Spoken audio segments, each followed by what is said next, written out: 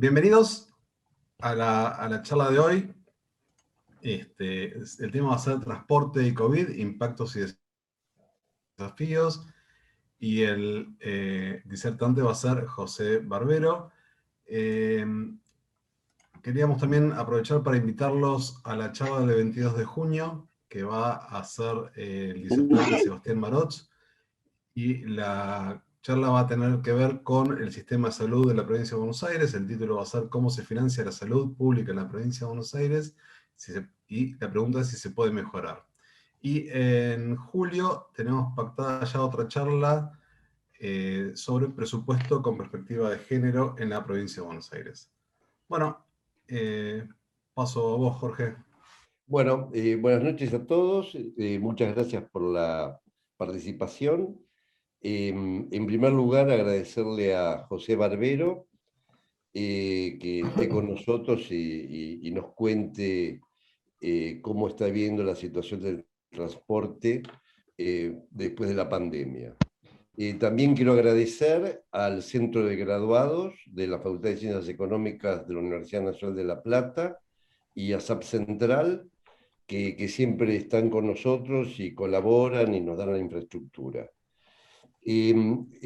José Barbero, Chuzo para los amigos, personalmente nos conocemos ya hace varias décadas, unas cuantas décadas.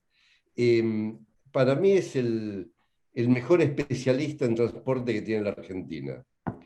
Es geógrafo por la Universidad de Buenos Aires y tiene estudios de posgrado en la Universidad de Toronto, en Canadá, y en el MIT, en Massachusetts, en Estados Unidos. Es especialista en planificación y políticas de transporte, con amplia trayectoria profesional en Argentina y Latinoamérica. Desarrolló tareas como funcionario público en organismos multilaterales, en empresas de transporte, como consultor independiente y en el ámbito académico. Publicó diversos libros y trabajos de su especialidad. Y actualmente es decano del Instituto del Transporte de la Universidad Nacional de San Martín. Así que bueno, nuevamente muchas gracias, Chuzo, por estar con nosotros y te escuchamos. Bueno, no, gracias.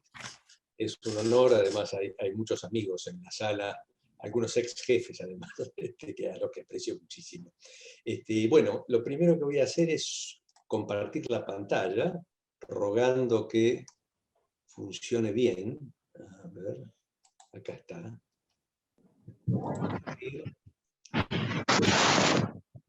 Y ponerla en modo de presentación. ¿Se ve bien? ¿Alguien me puede contestar? ¿Sí? Está. Bueno, buenísimo. Entonces ahí empiezo. Entonces el tema, como bien lo decíamos, es ¿qué pasa con el COVID en el transporte? ¿Qué impactos tiene? La verdad que tiene muchísimos.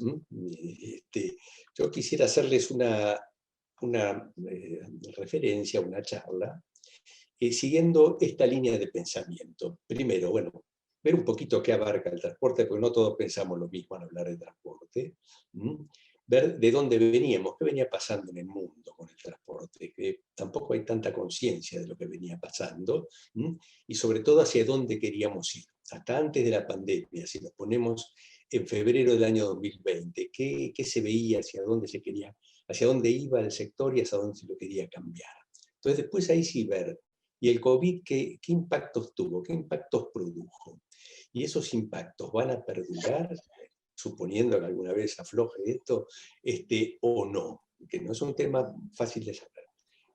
Entonces, ya sobre eso sí, ir un poquito más a las grandes tendencias que hay en el sector, porque lo del COVID hoy sí es un tema que influye mucho, pero hay otras grandes tendencias que estaban y que van a seguir estando, y que de alguna manera, en mi punto de vista, son las que van a determinar un poquito la agenda del sector. Y culminar con alguna reflexión si entonces estos cambios que trajo el COVID ayudan a acelerar la agenda deseada o la están retardando. Y la verdad lo que vamos a ver es que hay de todo un poco, hay de los dos. Primero, transporte, ¿qué abarca? ¿No es cierto? El transporte en realidad surge de la necesidad de movimiento. Déjame tomar solo un minuto en esto. De bienes y de personas desde los inicios de la humanidad. ¿Cómo se hace eso? Esa es la demanda, digamos. ¿Cuál es la oferta? Y la oferta son los modos de transporte, que son las soluciones que la tecnología dio a lo largo de los siglos, ¿no? Entonces, para cumplir esas necesidades de transporte, sea en el ámbito urbano, interurbano, internacional, sean distintas escalas geográficas de personas y de bienes, bueno, podemos ver, que es lo que muestra el cuadro, un conjunto de segmentos dentro de los cuales se desempeñan los distintos modos, las opciones de la tecnología, a veces solos, a veces combinados. Entonces, fíjense, cuando hablamos de transporte, estamos hablando, sí, del transporte urbano, de gente, de los movimientos de cargas, de logística, los movimientos internacionales de personas, de bienes. O sea, es un mundo bastante grande. Y esta diversidad le juega un poquito en contra al sector, porque cada modo de transporte es tan específico que se han desarrollado como recursos humanos muy especializados en cada uno, pero muy cerrados en sí mismos, ¿no? O sea, los que están en el mundo ferroviario saben de eso, los que están en el mundo del transporte automotor de cargas, en eso, los que están no sé, en el transporte aéreo, en eso, y así sucesivamente, y es difícil encontrar una mirada un poco general de distintos modos que en última instancia todos apuntan a satisfacer las mismas necesidades. ¿De dónde veníamos? La verdad que es, cuando uno toma a tratar de reconstruir los pocos datos históricos que hay, que son bastante imprecisos, pero muestran realmente órdenes de magnitud, cómo creció la movilidad en el planeta, es una cosa impresionante. Por eso hay que graficarlo en escala logarítmica, como está acá en este cuadro. ¿Y por qué? ¿Por qué creció tanto? Se multiplicó por varios miles de veces. El crecimiento de la población, el crecimiento de la producción y del consumo, la globalización de las cadenas de abastecimiento que implican viajes más largos. Bueno, un montón de cambios que hicieron que todo se desplace mucho más, y los mismos cambios que hubo en el sistema de transporte viabilizaron eso. Tal vez sin el ferrocarril en el siglo XIX, sin el contenedor en la segunda mitad del siglo XX, no hubiera habido curvas como estas que vemos acá, que fíjense cómo creció mucho más los movimientos que la población, ¿no? Entonces, esa la llamo hipermovilidad, ¿cierto? Unos niveles de movimiento crecientes, trajo sin duda muchos beneficios, ¿no? Calidad de vida, para personas, posibilidad de consumo, crecimiento de la economía, etcétera, etcétera. Pero también fue trayendo, cuando sube en estas escalas tan pronunciadas, una cantidad relevante de consecuencias negativas por el consumo de recursos y por los impactos ambientales. Muchos impactos de orden local, típicamente la calidad de aire, los ruidos, esas cosas, pero otros de orden global, sobre todo en su contribución a la generación de gases de efecto invernadero, que el transporte es un actor importante, ¿no es cierto? También a otros impactos indirectos, la biodiversidad, la deforestación, en fin, eso es para más detalles.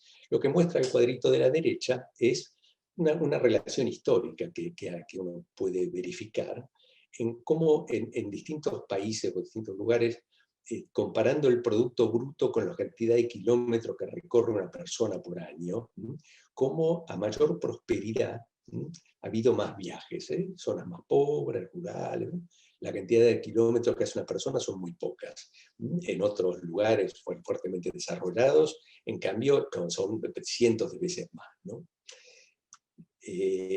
¿Y qué se veía, digamos, qué se veía mirando hacia el futuro antes de la pandemia? Justo en el año 2019, una institución bastante nueva, que se llama International Transport Forum.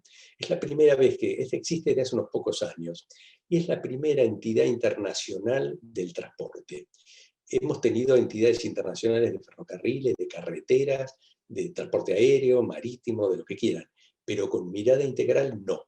Y esta sí ya tiene como 50, 60 países socios. Es interesante, en estos días justamente ahora está ocurriendo la convención, la cima del año 2021.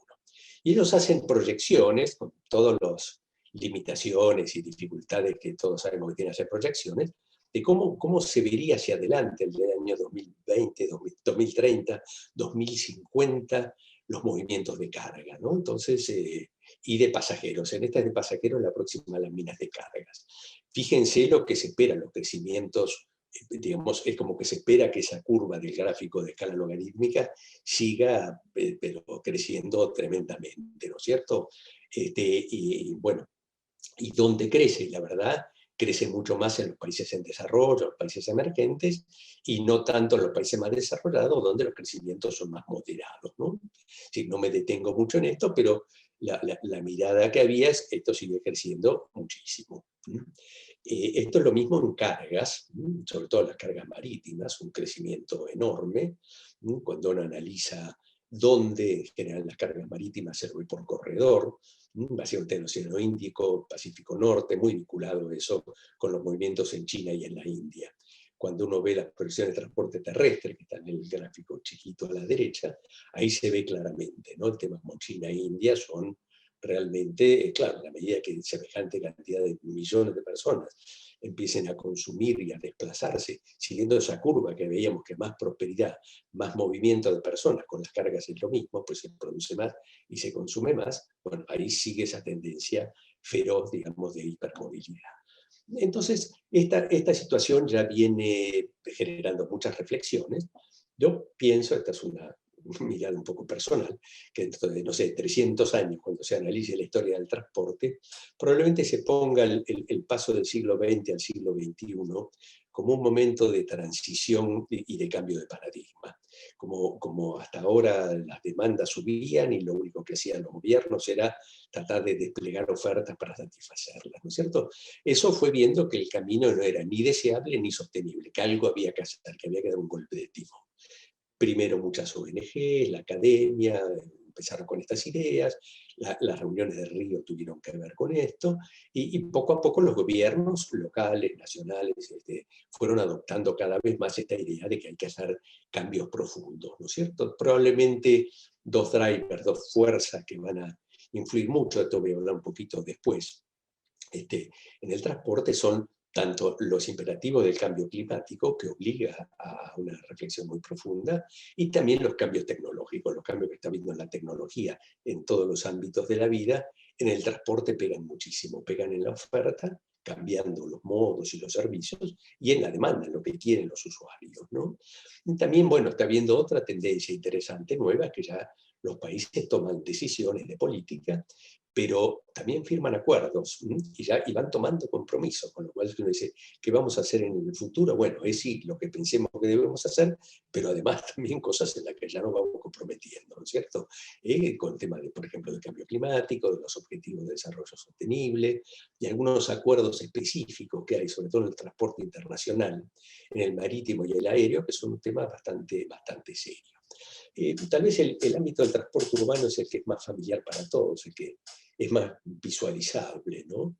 Y ahí creo que ya hay más conciencia de que realmente hay que hacer un cambio profundo. Ya hacia principios de este siglo XXI, claramente se establecían cuáles eran los grandes lineamientos de este nuevo paradigma, ¿no es cierto? Era desalentar el uso del automóvil, porque la motorización creciente tiene mucho que ver con ese crecimiento enorme de impactos negativos del sector transporte, transporte activo, o sea, caminar, bicicleta, etcétera, mucha mejora, bueno, decía, en el transporte público, y una cosa tal vez más novedosa, que es lo que se llama la gestión de la demanda, es decir, no se trata simplemente de ver cómo hacemos que la gente se desplace mejor para satisfacer sus necesidades, sino diseñar ciudades de forma tal, no digo que haya menos viajes, pero que sean más cortos, ¿no es cierto? Que alguien esté más cerca de donde trabaja, de donde vive.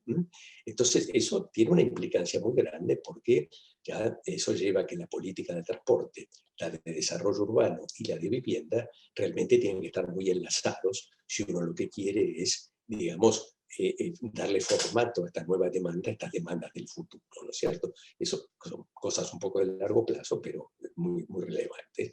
Y en los últimos años ha habido un cambio en eso, porque el automóvil, que era un poco la bestia negra, ¿no? Que había que desalentarlo y reemplazarlo, etcétera, yo creo que en los últimos 10 años ha tenido un proceso de reinvención fantástico, y hoy se propone otra cosa con el automóvil eléctrico, autónomo, conectado y compartido. O sea, ya no se piensa tanto en un mundo sin automóviles, sino con automóviles diferentes, completamente diferentes, igual con muchas soluciones que la tecnología nos puede dar y satisfaciendo las necesidades ambientales también. Entonces, hoy, digamos, la idea más avanzada que hay es que todos estos sistemas, sea del transporte público, pero del transporte de alquilar bicicletas o monopatines,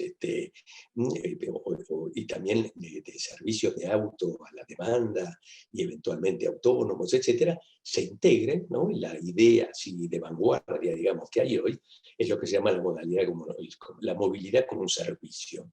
Esto significaría que así como uno tiene hoy un plan de telecomunicaciones que te venden horas de celular y televisión, tantos canales de televisión, etcétera, uno tenga una determinada cantidad de viajes en transporte público, en taxi, en autos de un servicio especial, etcétera, que pague por eso, que haya una empresa que venda todo eso, que actúe como un mayorista, ¿no es cierto? Eso es, digamos, lo que va pasando en los países más desarrollados y que ya tienen los sistemas de transporte público muy bien elaborados. En otros países todavía estamos lejísimos de eso, pero la gran conclusión, decía, lo que se veía venir de esta película es realmente que estos niveles de movilidad de timón fuerte en estas direcciones. ¿Y qué pasó con el COVID? Cuando viene el COVID. Y el COVID realmente trae algo absolutamente novedoso. Nosotros en el transporte, cuando hay crisis, como fue, por ejemplo, la del año 2002, las demandas bajaban el 20%, el 25% más o menos, más en los puertos, menos en las carreteras, más o menos en el transporte público, pero en ese orden. Pero nunca había pasado lo que pasó ahora, que es una política pública para pedirle a la gente que no se mueva, ¿no es cierto? Ya se decía sobre todo al principio, con el aislamiento, no desplazarse. ¿Para qué? Para evitar que yendo de un lado al otro se traslade, que se contagie, se traslade el virus y se contagie. Después, cuando eso se aflojó un poco, se permite el movimiento, lo que se busca también, que afecta al transporte, es evitar no solo ir de un lugar a otro por el temor de contagiar, sino la posibilidad de contagiar en el viaje, cuando el viaje implica un modo de transporte compartido. Entonces, así como el primer impacto del aislamiento realmente afecta a cualquier forma de movilidad, en el DISPO, o sea, cuando lo que se busca es que no haya transporte compartido, eso no afecta al transporte individual, pero sí al transporte público, que es, y en alguna medida también, vamos a ver, eso compromete esa idea del vehículo compartido, que era uno de los pilares o de los puntales del nuevo paradigma. Esto también ha traído otros efectos adicionales. Uno de ellos es que ese transporte público tiene que seguir existiendo, sobre todo para los trabajadores esenciales. Entonces hay que seguir brindando los servicios, hay dificultades para brindarlos, esto también no solo pega en la demanda, pega en la oferta. Que sea, la empresa del subte tiene 30% menos de trabajadores en este momento, porque son personas afectadas por el COVID, entonces cuesta poner todos los servicios en marcha, hay un problema de ese tipo, ¿no? Los talleres de reparaciones, etcétera, que forman parte de la estructura operativa. Entonces, esto hay que mantenerlo, los ingresos por demanda, que ya eran bajos, ya había problemas de antes, se exacerban y eso lleva a unos aportes, digamos, de dinero público de una magnitud nunca vista para poder mantenerlos en funcionamiento y encima con algunos protocolos, etcétera, que hasta hacen subir incluso algunos costos, ¿no es cierto? Respecto al transporte público como ámbito de contagio, yo creo que comparto con todo el mundo la idea de que esas aglomeraciones, como las que aparecen a veces en la televisión que hay, no sé, en Constitución, por ejemplo, realmente todo te indica que debería ser un ámbito de contagio. Ahora, curiosamente, hay varios estudios hechos a nivel mundial que no están mostrando eso. Tal vez sean otras realidades, pues están hechos en otros países donde se viaja de otras maneras, pero es un tema que merecería un poquito más de análisis. Bueno, algunos gráficos para ilustrar esto. Fíjense, arriba están los movimientos del SUBE del AMBA. Esto es los usuarios, es decir, el número de personas que usaron la tarjeta SUBE en un día. no es lo mismo que la cantidad de viajes, ¿eh? Que en realidad cada uno puede haber hecho más de un viaje. Pero fíjense la caída que ha tenido, fíjense también la importancia que tiene las rayitas azules, que son las que representan el autotransporte, o sea, los colectivos. Realmente son el grueso de la actividad. La actividad ferroviaria, lo que pasa es que después de la pandemia tiene una evasión tan alta que los datos son poco confiables. O sea, mucha gente viaja en tren pero no paga. Entonces, digamos, eso no se registra el uso de la tarjeta azul en muchos de ellos, ¿no? Pero lo que ven es una caída enorme al principio, prácticamente podríamos decir, de 100 a 10, a 15, y una recuperación que al día de hoy estará alrededor de 40.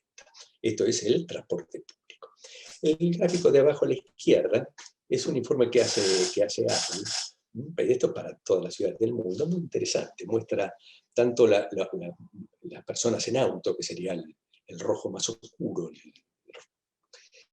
y el naranja es las personas caminando.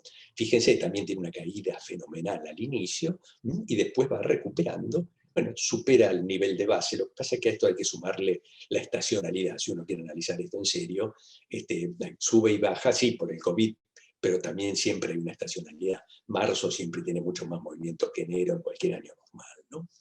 Y el tercer cuadro es un sistema muy interesante que se llamó al principio de la pandemia, por un acuerdo de Movistar y un grupo de análisis de datos de la Universidad de San Martín, se llama Pulso COVID, procesando así con Big Data los movimientos de los teléfonos celulares de Movistar. Y esto iba mostrando los puntitos rojos, es que es lo que pasó a nivel nacional, y los azules lo que pasó en el AMBA. Todas las figuras más o menos tienen formas parecidas, aunque las caídas en un caso o en otro pueden ser más o menos abruptas. Google tiene una información muy interesante porque ellos a través de algunos algoritmos estiman, la verdad que no sé exactamente cómo lo harán, digamos, dónde está la gente, ¿no es cierto? De cuánto participa en compras de orden general que bajaron, en supermercados y farmacias que subieron. Me estoy refiriendo entre el inicio de la pandemia y hace unos poquitos días, ¿no? En los parques, que bajó mucho, en las estaciones de transporte público, que bajó mucho, en los lugares de trabajo, en zonas residenciales, que lo opuesto, subió, ¿no es cierto? Así ha habido un cambio en cómo usa la gente el tiempo y a dónde va. Esto es como lo que deberíamos llamar así técnicamente una alteración de los patrones espaciotemporales de la movilidad. Y si uno lo analizara jurisdicción por jurisdicción, los resultados no son iguales. No es igual en todo el país, esto da para un análisis más fino. En este cuadro lo que he puesto es el total del país, la provincia y la ciudad de Buenos Aires. Y continuando en esta línea, estos gráficos simplemente muestran lo mismo con un poco más de detalle en la línea histórica, ¿no es cierto? De cómo fue 3 de esas 6 variables que analiza Google.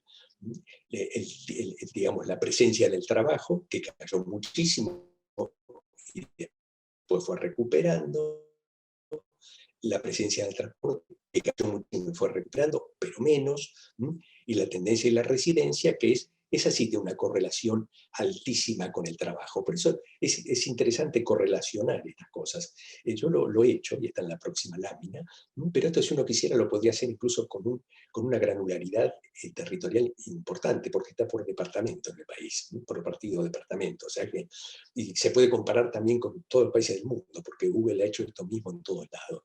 Me parece que ahí se abre un campo de investigación sumamente rico. Esto es justamente algunas reflexiones sobre esto, algunos números, ¿no? Lo que les decía, en la relación de que el que deja de trabajar se queda en casa, la correlación es altísima, sobre todo en las grandes ciudades. Y al reducirse la presencia del trabajo, baja la circulación. Pero como lo que se mira acá es el transporte público, eso baja mucho en las ciudades grandes, ahí la correlación es alta. Pero en las ciudades más chicas y en el país en su conjunto, no es tan alta la correlación. En fin, esto da para análisis más profundo, pero creo que la idea principal más o menos ya la he podido transmitir. Vayamos ahora al tema de las cargas, que es otro capítulo tan importante en el transporte, ¿no es cierto? Los impactos, para decirlo resumido, fueron distintos que los de los pasajeros, fueron menores. En la demanda hubo algunos cambios, pero no tanto. Algunos productos crecieron en movimiento, otros bajaron. Lo que hubo sí son algunos impactos en la oferta bastante importante. Por ejemplo, al principio, sobre todo, me quedaron contenedores descolocados por el mundo. Los fletes han subido muchísimo. Eso lo muestra el gráfico a la derecha. Este es un índice que hay de valores de flete que lleva la bolsa de Shanghái, ¿no? Y han tenido un repunte enorme. Hay demanda de movimiento, hay menos buques en servicio, digamos, se ha resentido la oferta por problemas de personal, problemas en los puertos para cargar y descargar, en fin, ha habido bastantes alteraciones en las cadenas de abastecimiento a raíz de la pandemia, pero no es tanto que haya aflojado la demanda. Otro, digamos, efecto fuerte, muy destacable, es el crecimiento del comercio electrónico, ¿no es cierto? Digamos, todo lo que se pudo digitalizar se fue digitalizando y tuvo un crecimiento muy fuerte, sobre todo en países donde eso estaba un poco más atrasado, ¿no es cierto?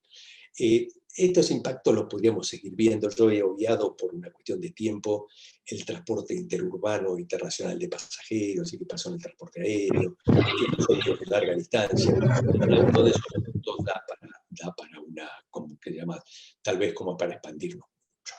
El tema del e-commerce, les decía, ha crecido muchísimo. Nosotros pasamos de más o menos 2 paquetes por persona por año a 5, más o menos. En otros países es mucho más alto eso. O sea que probablemente esto siga creciendo mucho más. Esto trae aparejada una cantidad de cambios, sobre todo en los centros de distribución, en la logística urbana, nuevos actores y operadores que intermedian entre los negocios que venden y toda la organización de esa logística. Está produciendo realmente cambios importantes, ¿no? Puse abajo un cuadrito de un estudio muy interesante que hizo la Cámara Argentina de Comercio Electrónico, que muestra cómo ha ido cambiando incluso el mercado del e-commerce con todo esto, que antes estaba más centrado en un nivel socioeconómico más bien alto, y en gente joven que le compraba desde la computadora y que hoy se ha expandido a niveles medios y de ingresos más bajos, en un rango etario más amplio, básicamente basados en el teléfono. Es curioso, ha habido una expansión fuerte y un cambio cualitativo notable. Bueno, y ahora ya decíamos, bueno, ¿estos cambios van a perdurar o no van a perdurar? Estos cambios que estábamos viendo. Y a mí me trae a la memoria esto, lo que pasaba a fines de los años 90, en la segunda mitad de los 90, que cuando se implanta la Internet y empieza a crecer lo que llamamos las TIC, en esa época, la tecnología de información y comunicaciones, lo que decíamos es, bueno, seguramente esto va a reemplazar viajes. Mucha gente que antes tenía que ir a hacer un trámite, etcétera, ahora lo hace en su casa por computadora. Buenísimo, va a bajar la cantidad de viajes. Pero no pasó eso. No pasó. Lo que hubo es sustitución de viajes. Alguien tal vez no fue más a hacer un trámite a la municipalidad o al banco, pero iba al gimnasio o a alguna actividad recreativa y social. Y la cantidad de viajes siguió creciendo. No bajó en aquel momento. Pero hoy la verdad que lo que estamos viendo es que la digitalización ha pegado tan fuerte, básicamente en el tema del trabajo, en la educación y en muchos servicios de atención que antes eran personalizados y que ahora son digitalizados, por ejemplo, servicios médicos, ¿no? Y bueno, hoy no hay un consenso cuánto va a quedar de eso o no. Dice, bueno, las empresas que hoy la gente trabaja, bueno, más o menos esto es en algunos tipos de trabajo, en otros no, que puede trabajar en la casa. ¿Eso va a quedar o no va a quedar? Bueno, ahí hay discusiones. Algunos dicen que va a cambiar radicalmente, otros dicen no va a cambiar tanto, vamos a volver bastante a lo mismo. En fin, son discusiones. Yo soy más de la idea de que me parece que esta vez realmente sí hay cosas que van a cambiar. También puede haber cambios o sea, que estamos experimentando un cambio en esa relación tan trascendente que yo les decía al principio, que a mayor prosperidad más viajes. Ahora puede pasar que no sea así, que se reduzca. Viajes medidos en viajes kilómetros, porque lo importante no es cuántos desplazamientos, sino cuántos kilómetros se recorren, ¿no? Y también cambios en la estructura urbana. Este es otro tema que se está viniendo. Mucha gente por ahí está optando por ir a zonas residenciales de menor densidad, más alejadas, con más espacio en la casa para trabajar. En total ya no viajan tanto al centro, ese esquema de viajes monocéntricos está cambiando. Bueno, los centros, sobre todo los centros de los distritos financieros, en muchos lugares del mundo están bastante deshabitados. Entonces, digamos, puede haber unos cambios bastante fuertes en esto, y eso en algunos casos ayuda y en otros no. Puede reducir algunos viajes, pero también puede extender su distancia. Después de la pandemia, entonces uno puede preguntarse, ¿estas cosas ponen en jaque al cambio de paradigma del que hablaba yo hace un ratito, sobre todo en el transporte urbano? Yo tengo, para mí, el mayor desafío que vamos a tener próximamente es sobre la sostenibilidad financiera del transporte público. Hoy, digamos, en la recuperación del movimiento, en aquellos momentos que aflojó un poco la pandemia, como les decía, lo hizo más en transporte individual, no en transporte colectivo, ¿no?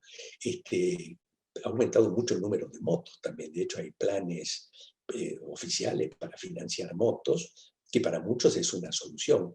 No hay que dejar de ver otro lado. La presencia que tienen las motos en los siniestros viales es enorme.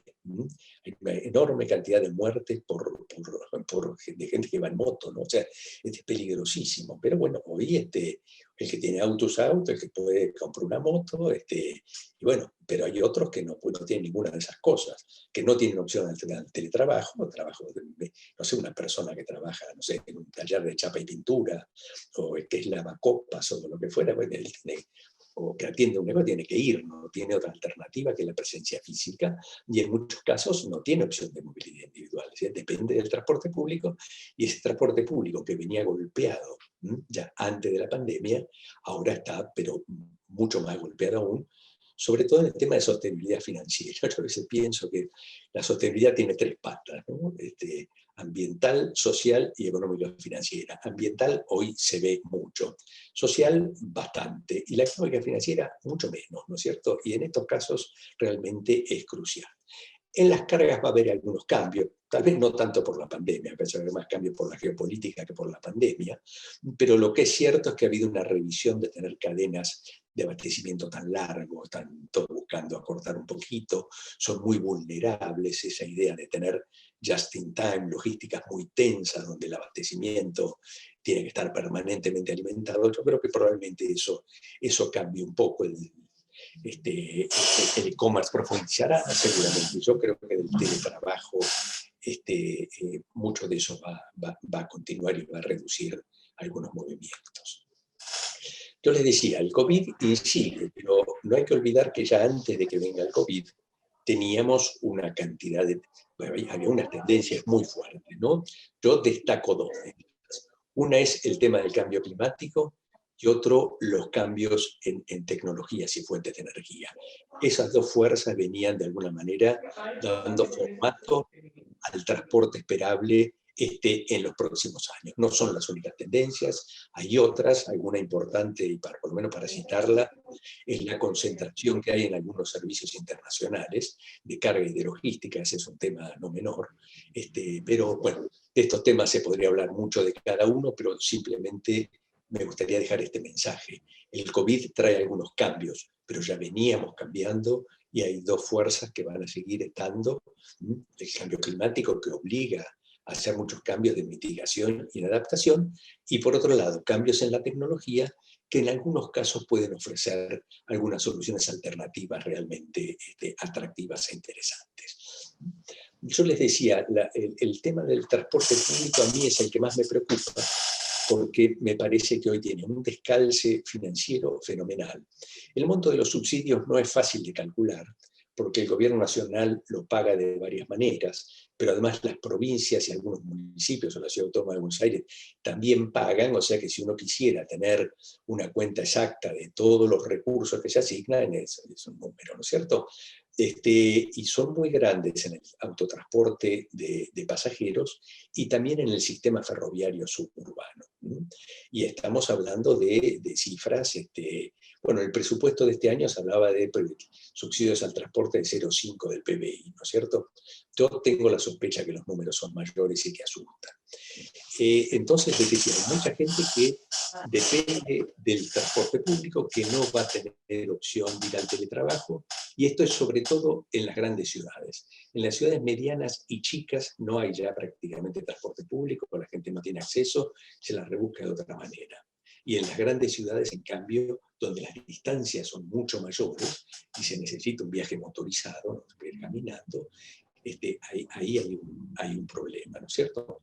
Uno diría, bueno, subsidios hay en todo el mundo, sí, es cierto, pero en los niveles que tenemos en la Argentina, no. Hoy el autotransporte antes de la pandemia se financiaba más o menos 40% con tarifa y 60% con subsidio. Hoy debe tener el 15% por tarifa y el resto por subsidio.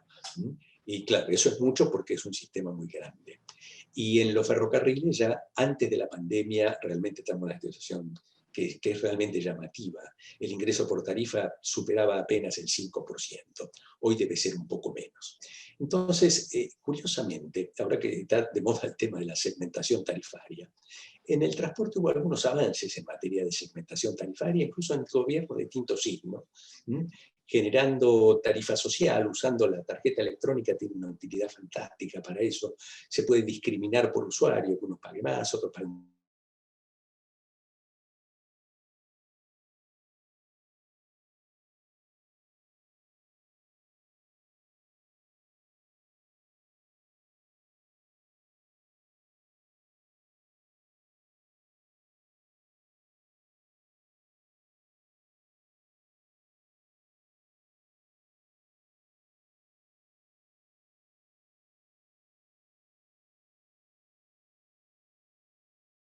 No importa qué secretario, tiene que ser secretario.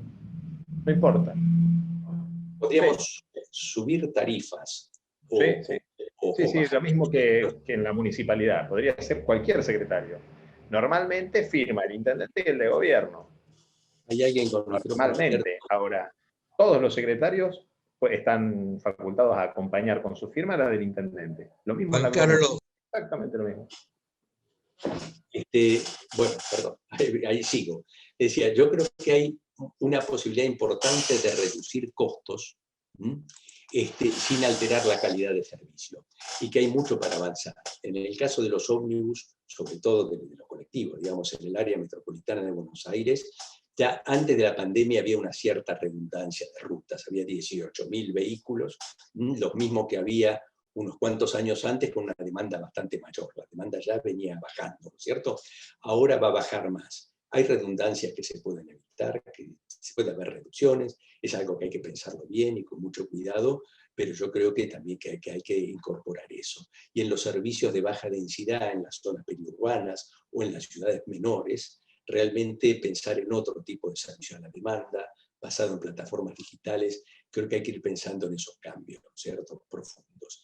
Y en el caso del ferrocarril es distinto, ahí es una cuestión más de productividad y de eficiencia de la empresa ferroviaria, que algunos estudios que han hecho, la verdad que muestra que esa productividad deja muchísimo que desear, o sea, se podría prestar el mismo servicio de trenes realmente gastando menos. Por eso no es solo una cuestión de tarifa-subsidio, sino también de atacar los costos.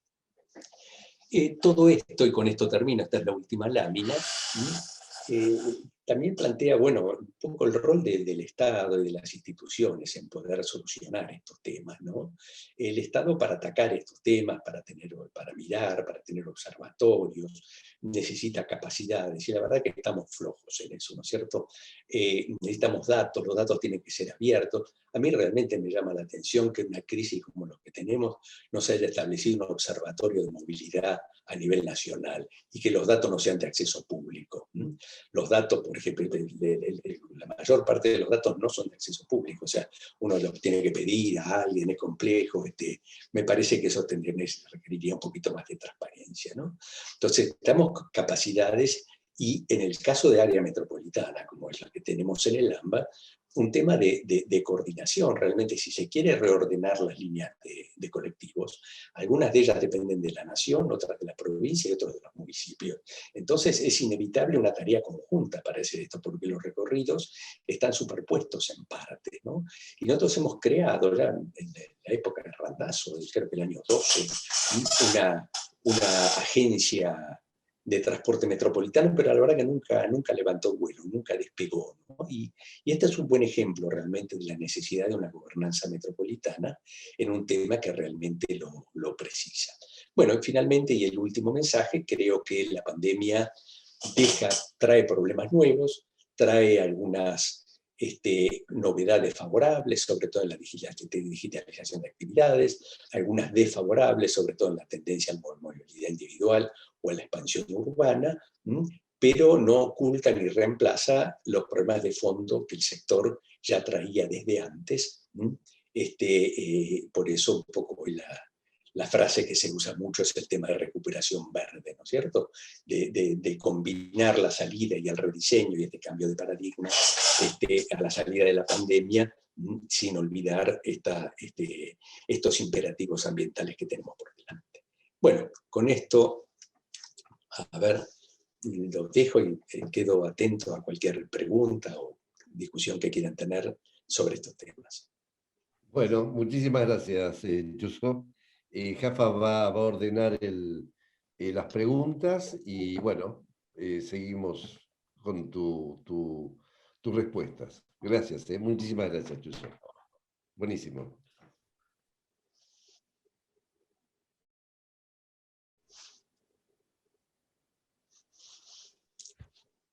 El Arieto.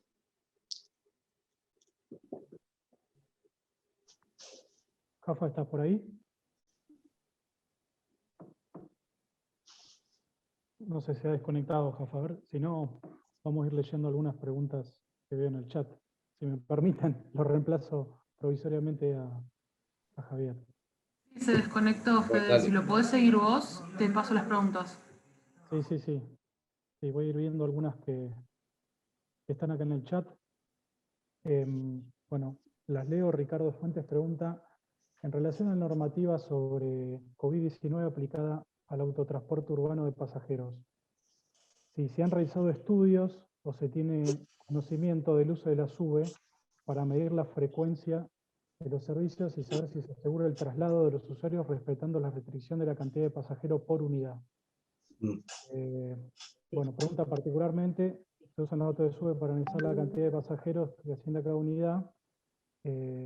Bueno, esa es un poco la pregunta. José, no sé si se entendió.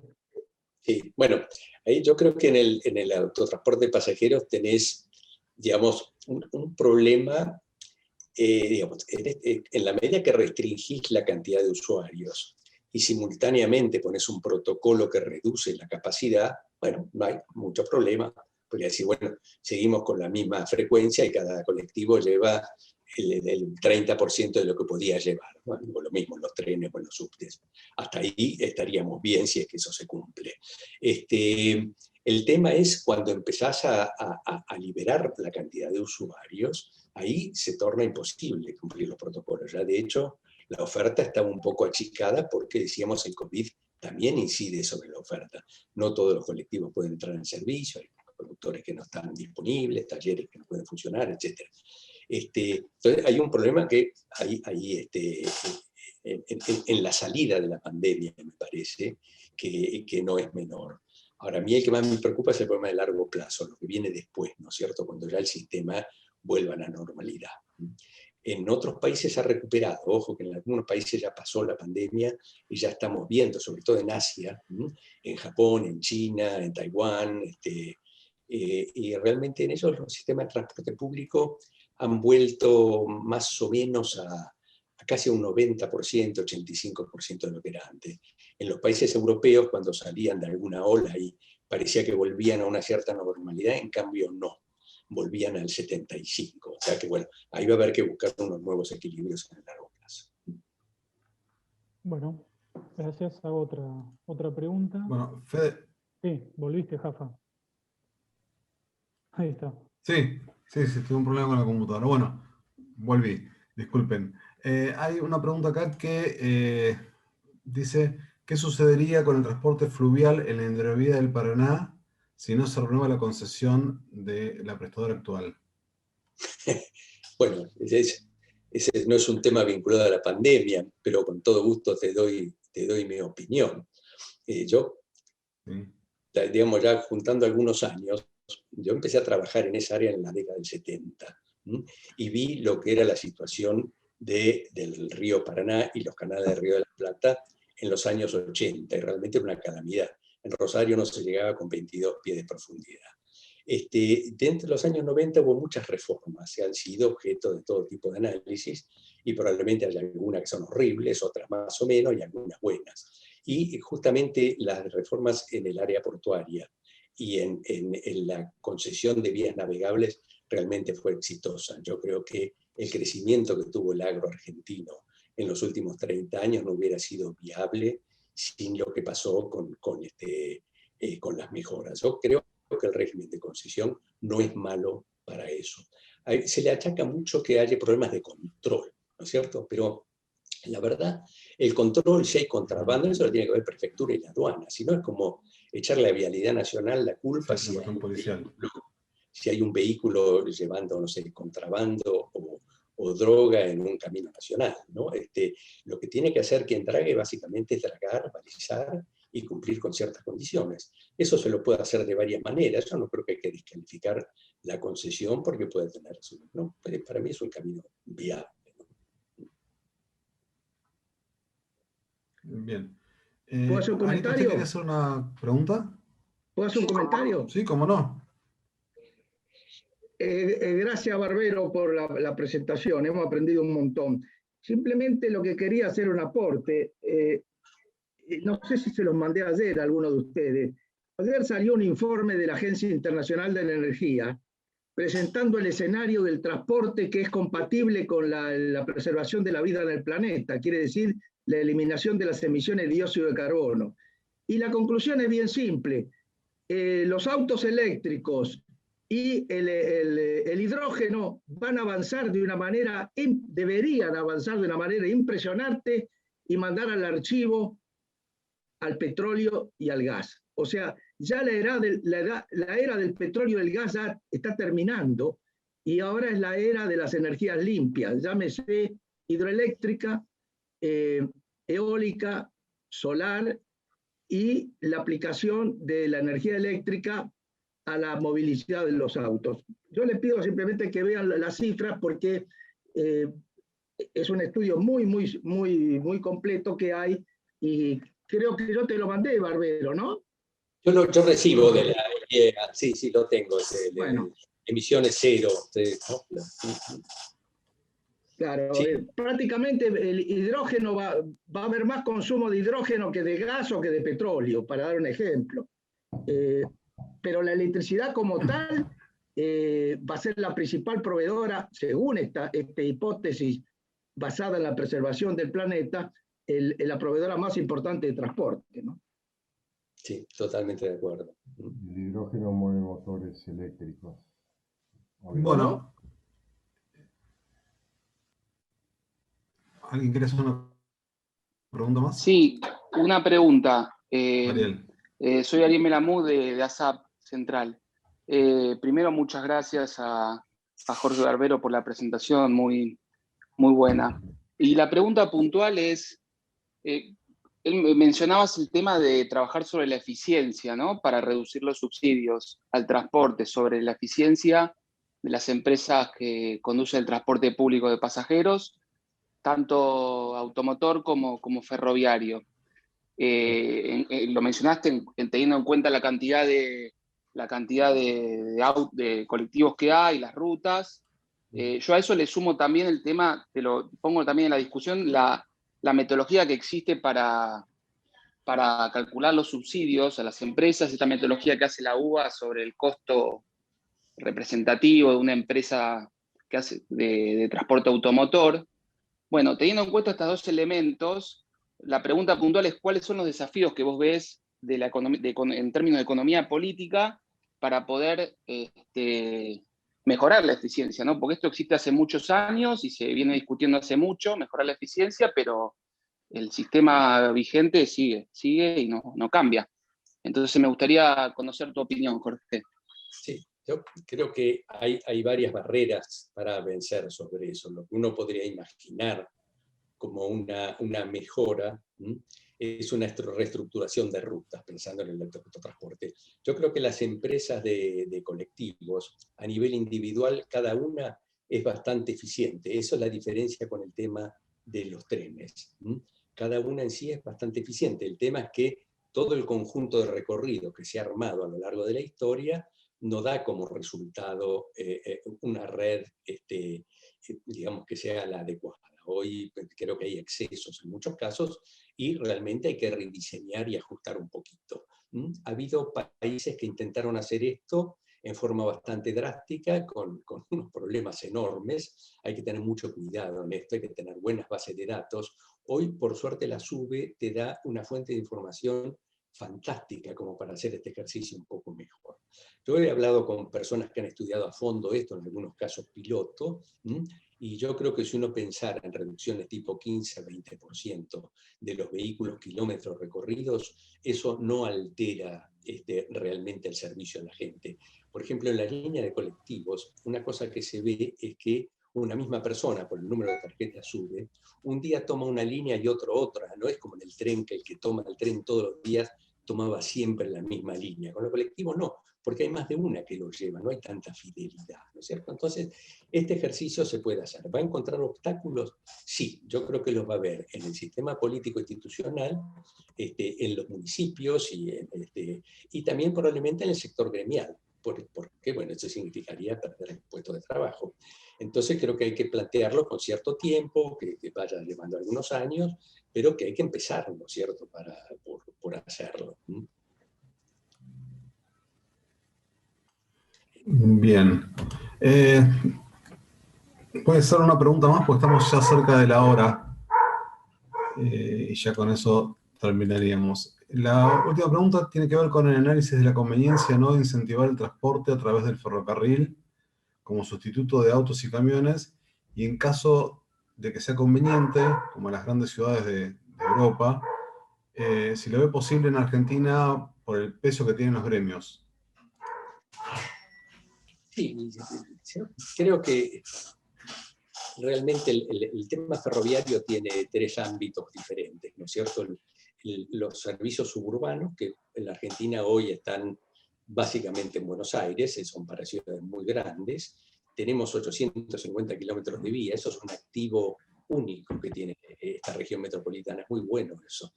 Después están los servicios de carga y los servicios interurbanos de pasajeros. Yo creo que los dos primeros, o sea, los trenes suburbanos y los de carga, tienen realmente un potencial de crecer y absorber movimientos que hoy es el transporte automotor bastante relevantes. Soy menos optimista con los servicios de larga distancia, de trenes de larga distancia, porque ahí no hay tanta ganancia de eficiencia, son lindísimos, a todos nos gustaría usarlo, pero es caro eso, es bastante caro. Bueno, ahí hay que ver si realmente en un país con los problemas como tiene la Argentina hoy eso es tan prioritario, ¿no?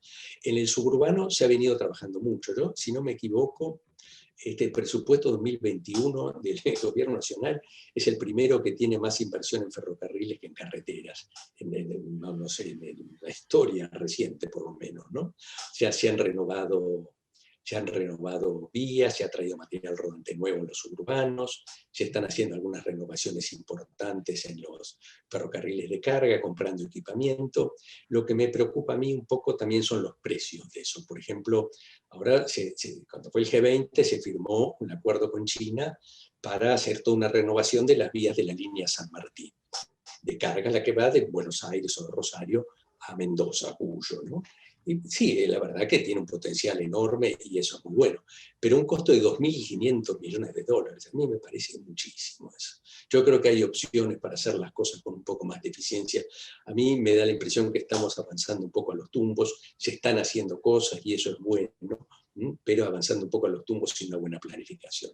Y otro tema, el tema ferroviario hoy, el sistema, sobre todo el de cargas, está dividido en dos. Nosotros tenemos la mitad de la red bajo gestión pública, que son las líneas Belgrano, Urquiza y San Martín, que las maneja una empresa pública que están recibiendo una inversión de capital importante en infraestructura, en equipo, están creciendo, y eso está muy bien.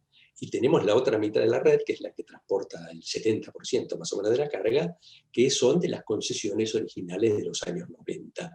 Esas concesiones terminan próximamente y no está claro qué va a pasar con ellas, ¿no es cierto? Entonces, en esas no hay inversión, están un poquito abandonadas. Me parece que faltaría una política integral, ¿no es cierto? Entonces, y no es fácil a veces coordinar cuando hay una empresa pública grande y otros actores privados, la planificación y el control de gestión se hace un poco más difícil, ¿no es cierto? Creo que estamos avanzando. Bueno, en respuesta a tu pregunta, yo creo que hay un potencial de crecimiento importante. Nunca vamos a volver a los ferrocarriles del año 1930, pero tendrían que ocupar un rol más importante del que están ocupando hoy. Bien. Hay dos personas que quieren hacer preguntas y, bueno, como se extendió un poquito la charla, les vamos a dejar que lo hagan. Son Fabiana Zimmerman y Drusi. Bueno, buenas noches. Gracias, José, por la charla. Nosotros estamos usando en La Matanza con el grupo de proyectos Big Data, de datos de SUBE, para hacer mapas de calor, para detectar movimientos de pasajeros en principales estaciones. La SUBE nos ayuda muchísimo, pero mi pregunta es si vos estás en conocimiento de mediciones que se estén haciendo sobre contaminantes, porque la experiencia de los que nos dedicamos a esto es que es muy poca la información que tenemos siempre de mediciones de contaminantes en forma sostenida en el tiempo, y cada vez que tenemos que buscar algún número tenemos que compararnos con otros países o buscar, tratar de asimilar, ¿no? Entonces, si sabés que se estén haciendo mediciones a raíz de la prepandemia, que ya estábamos pensando en efecto invernadero, etcétera, y si realmente se están usando, o después vamos a tener que volver a correlacionar algún dato histórico, tratar de actualizarlo, etcétera, y siempre hay que agarrarlo entre alfileres esos datos, ¿no? Hasta donde yo conozco no hay muchas mediciones, incluso los factores de emisión que se utilizan en Argentina normalmente los tenemos que tomar de otro lado. No hay análisis de factores de emisión propios. En la Universidad de San Martín ahora estamos intentando hacer eso y conseguir financiamiento. Hay que hacer análisis de laboratorio, pruebas, etcétera, pero ahí hay una vacancia, ¿no es cierto? Ahí también tiene que ver con esa última lámina que yo decía, de una cuestión institucional. Realmente el gobierno debería ocuparse más de eso, ¿no? De promover este tipo de iniciativas. Me alegro mucho de lo que están haciendo en La Matanza. Ok. Alieto. No, Enrique Drusi quería hacer una pregunta más.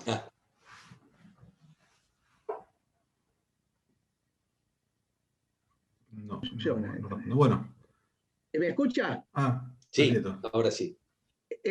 Hay una única agencia del gobierno que publica muy buena información sobre las emisiones contaminantes, que es la Comisión Nacional de Energía Atómica, y que mes a mes mide con rigurosidad las emisiones central por central en la República Argentina. Claro, eso cubre nada más que el sector eléctrico, pero esa es una fuente buena. Esa es una fuente buena. Ok, buen dato. Hola, ¿se escuchan? Sí. Sí, Enrique, sí.